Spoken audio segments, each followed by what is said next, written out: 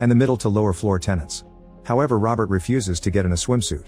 Suddenly he's approached by Simmons, who announces that the building's architect wants to see him. Robert is taken to the building's amazing penthouse and meets Royal, who explains that he wants to build 4 more similar buildings around the nearby lake to make them look like an open hand with the lake as the palm.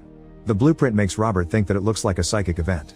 Next, Royal shares that he had a car accident, but Robert immediately explains that he isn't a physiotherapist, so he can't help Royal with his injury. In the end, Royal invites Robert to a game of squash and to his wife's party the day after tomorrow.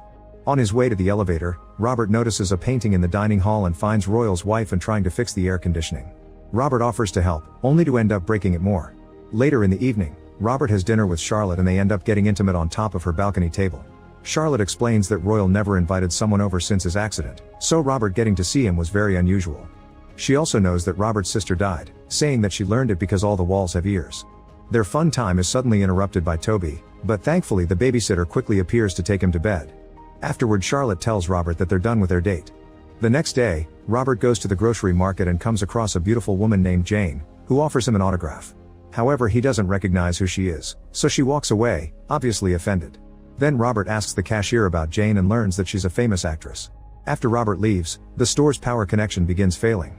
In the evening, Robert goes to Anne's party wearing his usual suit, only to discover that it's an 18th century costume party, which makes him feel out of place.